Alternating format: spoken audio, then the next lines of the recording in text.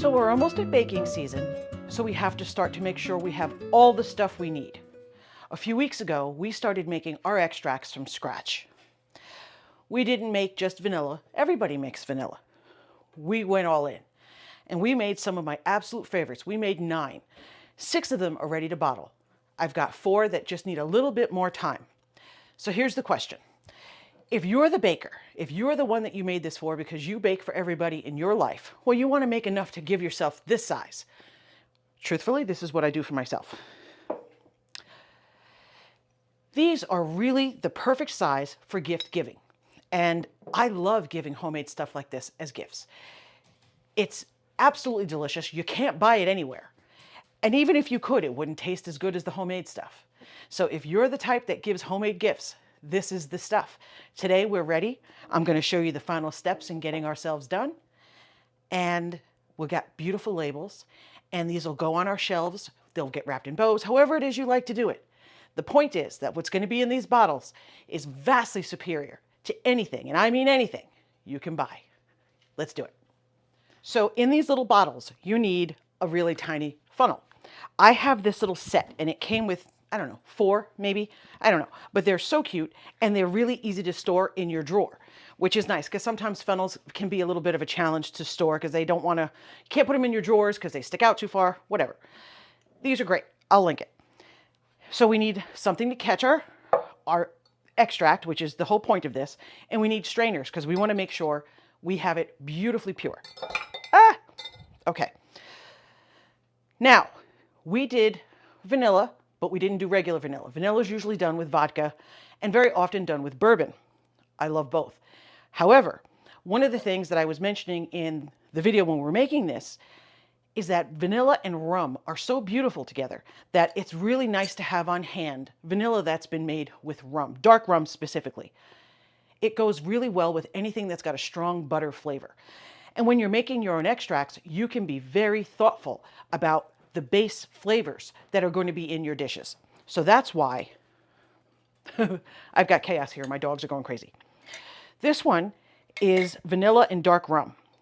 Now I am actually draining this, but in this particular case, for vanilla, I'm not going to drain it fully.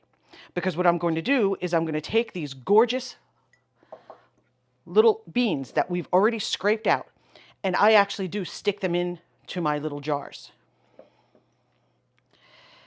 Now, the only issue is that it is challenging to get them out.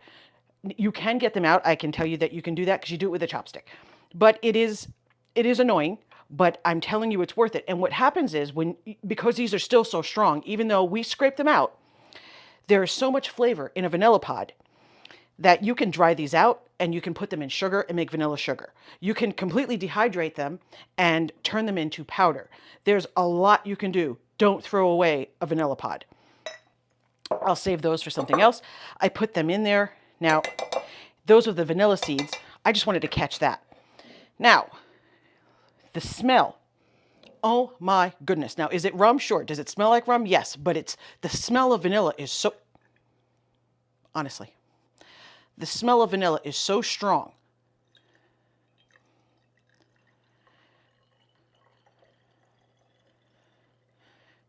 I have to stop talking because apparently I can't walk and chew gum at the same time. I've got a little bit left here. I have another jar over there. I'll add that too. Okay, so then we're going to just... And then the label, because it's temporary, we didn't label anything yet. We don't want to forget what's what. So then I take that and I stick it right there. So when I'm making our labels, we don't waste time. We don't get confused or any of that silliness. Because I made these batches to show you, but behind the scenes I have so many because I'm a hardcore baker. That is just the truth. Let me do something else with vanilla so I don't waste. I'll take you. There's a little bit of the vanilla seed in here. That would be the worst thing in the world to waste. So because of that, I'm grabbing something that's also made with dark rum that would benefit from that little bit that's in there. And this is our cocoa nib and dark rum. This stuff, when you make it, this is great in drinks. This is great in cakes. It's great in cookies. Oh my goodness. When you make this, I don't know if you've ever even tried something like this. It smells so intensely of chocolate with the background of a bit of beautiful dark rum. Now, I used really good rum. Ordinarily, you don't have to do that with extracts. It was just what was available in the dark rum. I did use I believe it was Bacardi. The rum is so good. It gets overlooked in extracts, and I really think we should stop that because you can't beat it. So we're going to pour this in. And these cocoa nibs, which were so tiny when we first started this. I have 2 strainers here because I figured we would probably run out.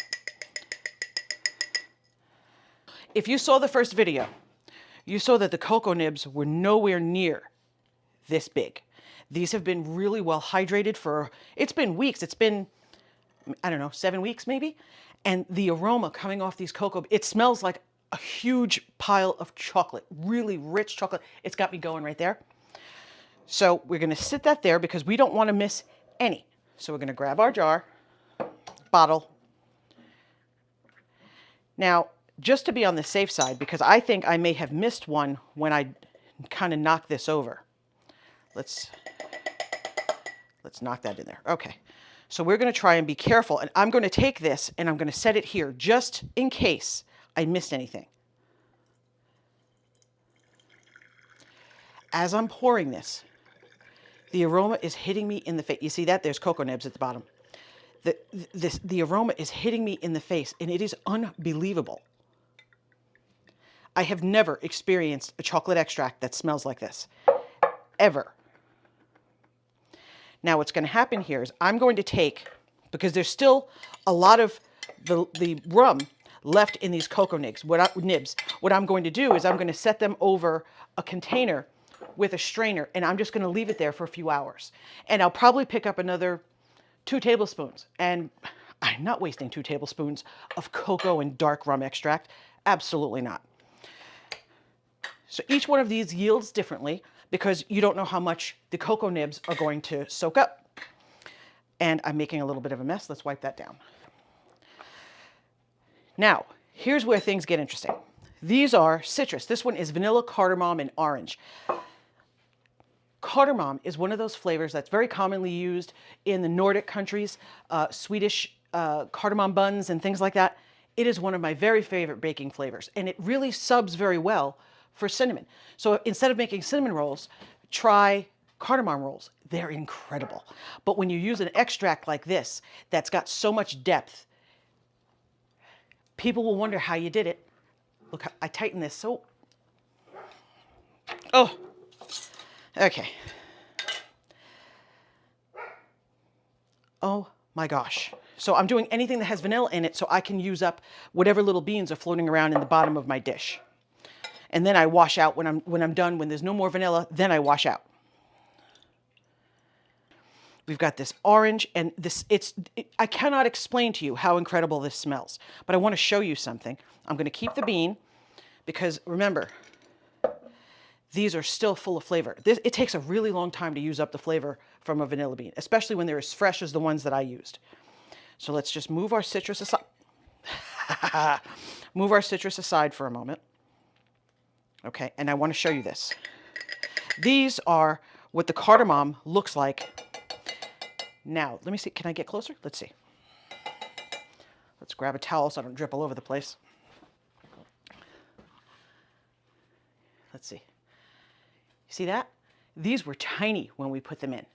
And they spent all that time in there and they absorbed all that liquid and they gave all their flavor. So there's nothing left here. We can actually just go ahead and throw these away. There's nothing left. We took all the flavor. Okay, so back into the little bowl, into the jar. We're not worried about that right now. You know what we can do? We can take just one, just so we can show that it was freshly made. One of the orange rinds. Now, because you can do that if you're keeping your alcohol covering your orange rind. If the liquid drops below, you have to remove the orange rind. It's really not that difficult to get out. You do it with a chopstick. But when you give it as a gift, and it's got a vanilla bean in it, and it's got a little orange rind in it, so it's obvious what it is, and then they open it up and they smell it, you're going to be the hit of the party. This measuring cup does not have a large enough pouring spout, and every time I use it, I make a mess. as you're watching me do right now. As soon as I'm done with this one, I'm going to change to a different one. I think the Pyrex people should have to apologize, especially since I am a huge Pyrex fan, but that thing drives me crazy. So look how gorgeous. Look, like vanilla beans on it. Look how beautiful that looks. It's got the orange in it and it's got the vanilla. That's the way you give it. But you make sure you tell them they have to remove the orange before, once it goes down below the line. Because we haven't got our labels on yet, we just sit this on here so we don't confuse any of our bottles. This is the cleaner that comes with these types of bottles, and it's impossible to clean them without this. So I just wanted to show it to you. It does come with it, which is a nice thing. Don't forget, we're saving any of the vanilla beans we're not using in one of the jars, we're saving because we're going to make vanilla sugar. We don't waste. Okay, so now we're going to take another. Now this one, this one is, King Arthur Flour makes an extract that's called Fiori di Sicilia. It is proprietary to them. It is their recipe. They do not share it. You can buy it through them. It is one of my very favorite flavors to bake with during the holidays. However, I feel like there's something touching me, but it's driving me. I'm sorry. I'm crazy. Anyway, Fiori di Sicilia is proprietary to King Arthur Flour. It is one of my very favorite flavors to bake with during the holidays. It is expensive. It is expensive for a very small amount, but I will tell you right now, with full faith, they make an excellent product. But I wanted to try how close can I get.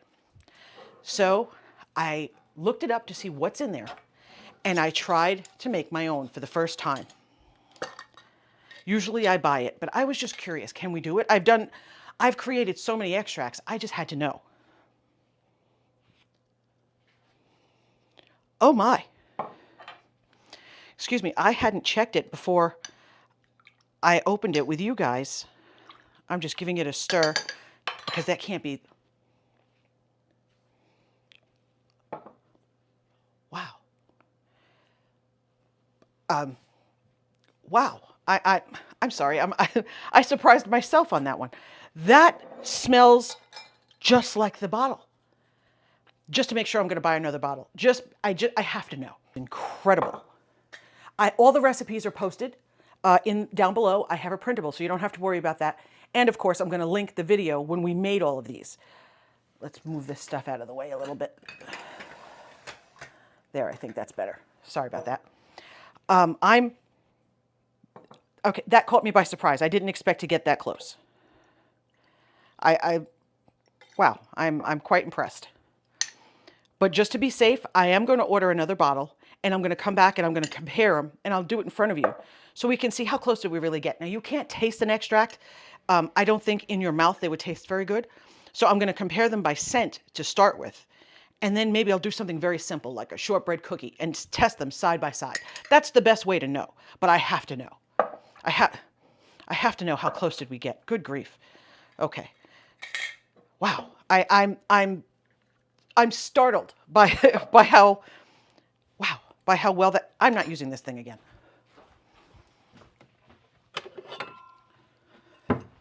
Let's see if this one's any better because that one's driving me out of my mind. I'm in no mood to play with that anymore. Please don't leak. Ah, thank you. The aroma, I know I probably sound crazy to you, but if you've ever smelled the one from King Arthur Flour and smelled this,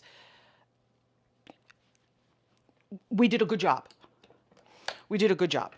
And I'm saying that with complete respect for the product that they make. Is it exactly like theirs? No, it can't be. Theirs is proprietary, and it is excellent. I promise you it's excellent. I'm not trying to replace or compete with them. I'm just saying that it was so good I wanted to try. For some reason, I feel like I have to explain that because I got so close, I kind of feel bad. Okay, so now this one. This is the cherry almond. Now this, I made this specifically for making panettone and stuff like that. I love holiday baking. It is my favorite thing in the world to do.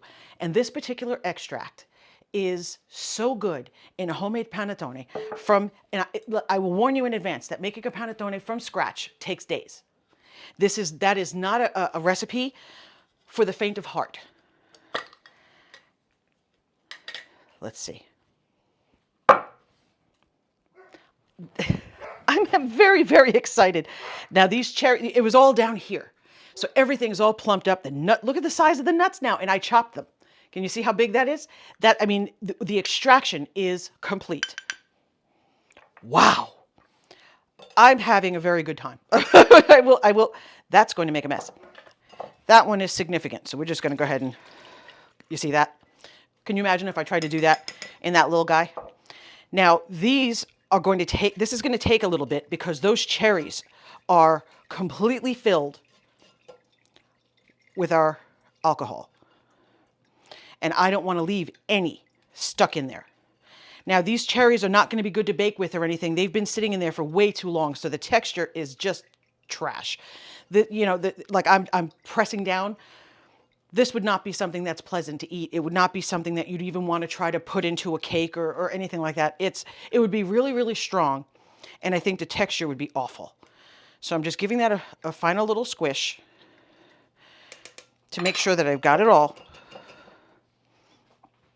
In fact, I'm going to let this go for a little bit, and we're going to come right back because I don't want to waste it. So leaving it sit wasn't doing the job. So I've taken to just giving them a real good squeeze. I don't want to leave anything behind. This stuff smells amazing. So I'm just making sure I got every bit, and it's the cherries that are holding back our extract. I just wanted to tell you, you may have to give this a squeeze. Obviously, it's kind of gross. Wash your hands, get rid of it. This will probably be fine in a compost, but certainly not to eat. And we'll go on to the next one. This one, which is the last one we're going to do today, because the others, I checked them, and they just seem like they need a little bit more time. The ones that need a little bit more time are the maple, the 4 citrus. I have a grapefruit, orange, lemon, and a vanilla, orange, and bourbon. Those need a little bit more time. So the last one we're going to move to our decorative bottle today is going to be the pumpkin spice extract. Now this is going to be quite a hoot. It's not difficult at all. I'm just going to show you what we have in here. Wow. Okay, so what we have in here are big pieces of ginger. I'll just go ahead and throw them in there. We've got a real cinnamon stick.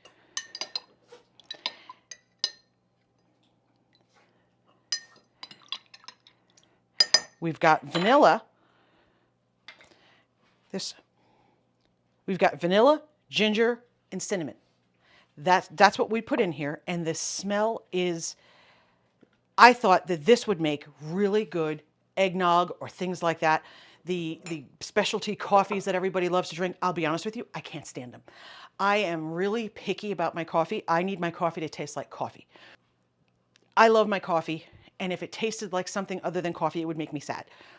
So I already took everything out of here, so we can just go ahead and transfer this one. But my kids are going to go nuts for this. Oh, and there's the nutmeg. And our little friend, the nutmeg. Okay. So we're going to seal these up. I'm going to get them beautifully labeled.